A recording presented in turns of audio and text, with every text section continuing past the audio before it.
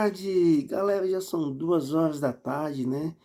E aí, tá chegando aí, mais ou menos aí umas 6, 7 horas pro Mengão tá jogando, né? Tá entrando no estádio Mário Filho, saudoso Maracanã, né, galera? Então, esperamos aí uma vitória nesse dia de hoje, tá? Que o Mengão vá com tudo aí pra cima dos caras aí e consiga aí, né? A gente está encaminhando esta classificação. Galera, desculpa, eu fico pegando o nariz, tá gripado aí, então um pouco de dificuldade aí para respirar, né? O nariz fica dando uns incômodos aí, mas tirando isso aí, tudo bem, tá? Então, nação, eu vou colocar um corte aí do Globo Esporte, né?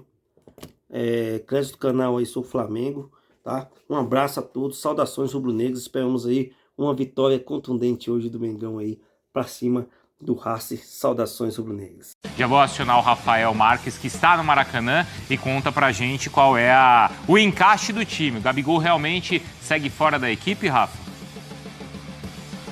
Segue fora sim, Bruno. Ele não participou do treinamento de ontem lá no Ninho do Urubu e com isso automaticamente não está no jogo de hoje. E aqui à minha direita é possível ver já alguns pequenos ornamentos da torcida do Flamengo que vai comparecer essa noite aqui no Maracanã com um mínimo de 55 mil torcedores. A venda antecipada até ontem registrava um total de 52 mil bilhetes retirados, mas o que aconteceu ao longo dessa quarta-feira, há portanto essa expectativa mais uma vez de um Maracanã lotado, num cenário relevante, sério, importante para o Flamengo, precisa vencer. Matematicamente existe a possibilidade ainda de ser primeiro do grupo, mas não depende só de si, vai ter que torcer contra o River, contra o Racing, aliás, o Racing que entra em campo essa noite classificado. O empate de ontem entre o Ñublense e o Alcas classificou o time do Fernando Gago para as oitavas de final da Conmebol Libertadores. Aí fica aquela expectativa que a imprensa argentina está começando já a ventilar. Será que essa classificação garantida vai fazer o Gago mudar o seu planejamento? Vai colocar uma equipe alternativa, ou pelo menos mista, pensando já na sequência do argentino e também da última rodada em que em casa vai enfrentar o Ñublense?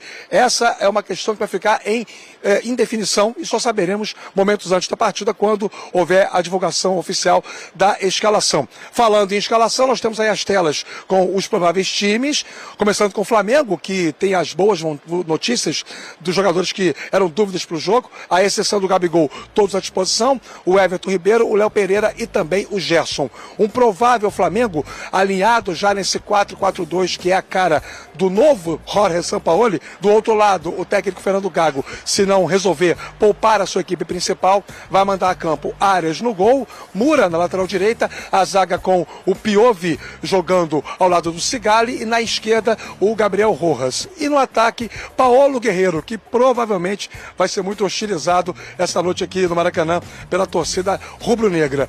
O Gustavo Terreira, árbitro da nova safra da Conmebol, vai apitar o jogo, o uruguaio, e a expectativa é que o Flamengo pegue um Racing compacto, com linha baixa, um pouco mais tranquilo, jogando sem aquela obrigação e automaticamente tendo apenas como principal preocupação causar desconforto ao Flamengo. Não só pensando no grupo em si, mas na competição. O Racing tem objetivos de avançar, chegar longe na Conmebol Libertadores e, claro, se puder contribuir para o Flamengo não se classificar, ele vai fazer isso. Por isso que eu acho que os argentinos vão levar muito a sério o jogo dessa noite, que o Paulo Andrade vai contar aqui na ESPN, Abel.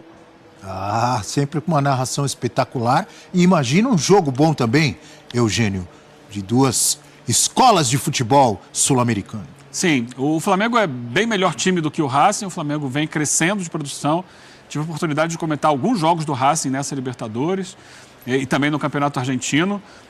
É um time que, claro, com a volta do Rojas tem uma melhora ali, é um jogador de boa qualidade técnica, mas esse jogo que a gente está vendo aí, que é o jogo do turno, vamos dizer assim, né, lá em Avejaneda, é completamente diferente. É um outro Flamengo. O Flamengo de lá para cá melhorou, evoluiu, encontrou outros padrões táticos até, um time que valoriza mais o meio de campo hoje, que consegue ser mais sólido no com e no sem a bola. E eu acho que tem tudo o Flamengo para ganhar esses dois jogos que lhe restam em casa e passar em primeiro lugar até do grupo. É claro que não depende só dele, vai depender do Racing tropeçar no último jogo, mas ainda existe essa possibilidade. Eu acho que o Flamengo... E a tabela da Libertadores é assim, né? às vezes a gente é levado a algumas conclusões precipitadas em função de como ela é desenhada. Os cabeças de chave fazem as 2 últimas partidas em casa. Teoricamente, né, na última rodada contra o time mais fácil. Então, ela é desenhada para o cabeça de chave no final ter a tranquilidade. Então, às vezes, ele sofre um pouco antes, perde pontos antes, porque faz mais jogos fora de casa. Desgasta mais ali. Desgasta e o pessoal fica, ih, tá mal, a campanha é ruim e tal. Mas há um desequilíbrio até aqui nos jogos em casa e fora de casa. O Flamengo só jogou em casa com a Nublense, ou com o Onublense, nessa Libertadores. Agora vai fazer os 2 jogos que ele tem tudo para vencer, porque é muito forte no Maracanã, o Flamengo. E o Racing é um time que... Nossa, o último jogo lá contra o Alcas, ele venceu, Deus sabe como. Tudo bem que teve altitude e tal, mas jogando muito pouco, fazendo cera o tempo todo. Ele fez um gol com 1 minuto e fez cera por 90 depois. E acabou fazendo um segundo gol lá. Mas é um Flamengo que vive um crescimento, longe ainda de alcançar o seu teto, pode melhorar bastante, mas hoje já é um time bem mais consistente e deve vencer o Racing. O jogo de ida, mesmo não sendo o Flamengo mais consistente de hoje, já esteve muito próximo da vitória. Aliás, poderia ter vencido aquele jogo, porque jogou muito tempo com um homem a mais. Né? O Racing da Libertadores, embora não seja a 8ª maravilha do mundo, ainda é melhor que o Racing do Campeonato Argentino. Né? Então, mais um motivo aí o Rafa levantou do Racing levar a sério porque a Libertadores tem sido a aposta do Racing, de qualidade de jogo do Racing. E o empate de ontem também, o 0-0, né? Que o Rafa citou, ajudou também o Flamengo, porque do ponto de vista de classificação, ele ficou muito confortável, pelo menos por uma segunda vaga, só não se classifica se perder os 2 jogos. Acho que isso não vai acontecer, né? Foi em Nublense e Alcas. Onde 0 foi o jogo? 0-0 na altitude lá de Quito, Em Quito. com o Alcas perdendo pênalti, né? Ainda teve isso. A gente tem uma tela para falar do Gabigol, desfalque mais uma vez nesse Flamengo do Sampaoli. Olha aí.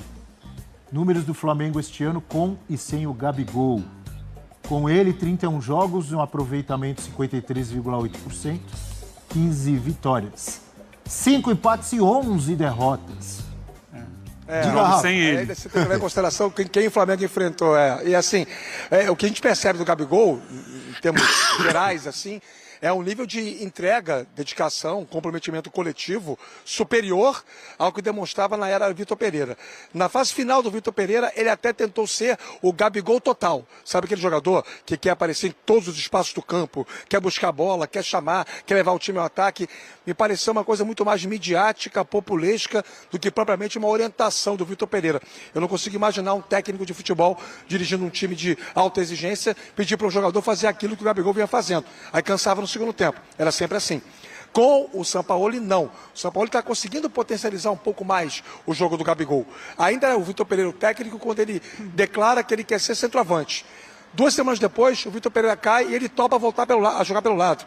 Ou seja, ele queria ser centroavante? Não, ele queria estabelecer um fato novo num cenário que já era desconfortável para o antigo treinador, natural, né, dos meandros do futebol.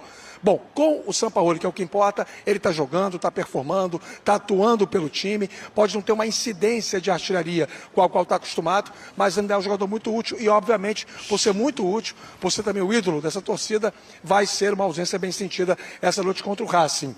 O Flamengo vai ter que ter paciência. Provavelmente vai pegar um time muito mais disposto a não deixar o Flamengo jogar do que estiveram dispostos o Fluminense na Copa do Brasil e o Vasco no Campeonato Brasileiro.